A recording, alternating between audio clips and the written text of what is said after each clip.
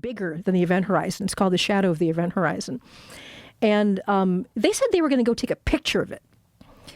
And I was like, you have to catch the same wavefront of light in all of these telescopes. I mean, that's going to depend on the height of the mountain, how fast that part of the Earth is moving. They did it. They fucking did it. And they didn't do it just once, right? And, you know, and now we can take a picture of an area right in front of your eyes where space and time doesn't exist. I mean, to a lesser extent, one of the NASA missions that I thought was just spectacular was a small, inexpensive mission called NICER. You're like, who's the NICER person? NICER, N-I-C-E-R. It's the Neutron Star Interior Composition Explorer. And a neutron star, you probably know about these, but you know, when a star dies and the nuclear reactions inside a star cease, all of that gravity, this massive object, comes crushing in. And it'll create an object sometimes called a neutron star. They're about show the differences between our sun and different stars, and immense stars. Yep. Mm-hmm. And you go bigger and bigger and bigger, and you get to the point where you're like, this is not working.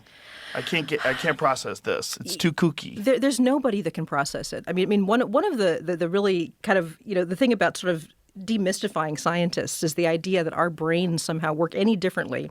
And like we can visualize what a light year is, right? You know, a light year is about 6 trillion miles, the distance light travels in a year. No, we're human beings. We get used to using the terms. We get used to, you know, using the numbers.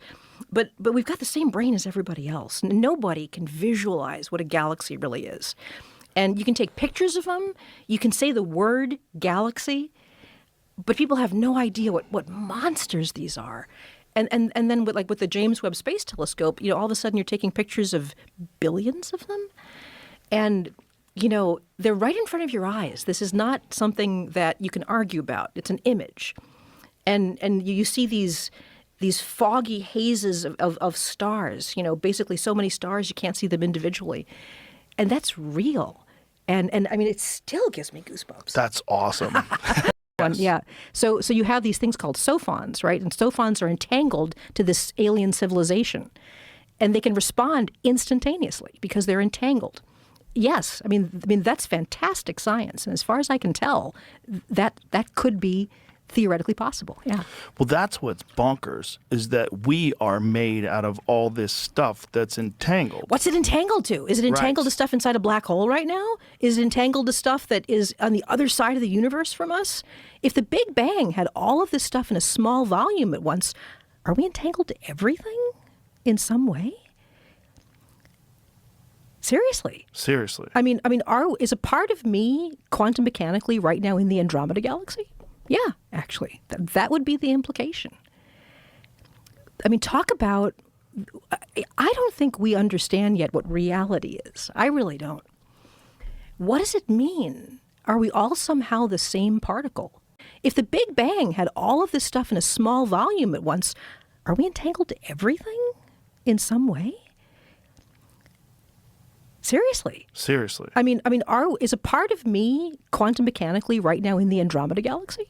Yeah, actually, that would be the implication. I mean, talk about. Explain that to people. Yeah. And what it essentially means is that things are entangled, they're connected regardless of the distance. Yes. And it could be an immeasurable amount of distance, like any distance. Like, yeah, literally the beginning of the universe distance, like 13.8 billion light years away distance.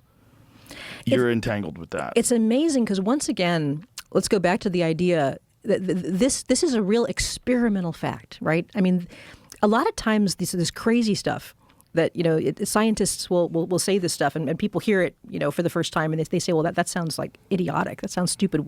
Where did they get that from?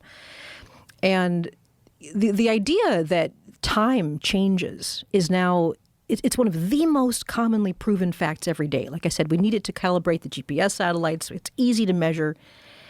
Quantum entanglement was something that even Albert Einstein 100 years ago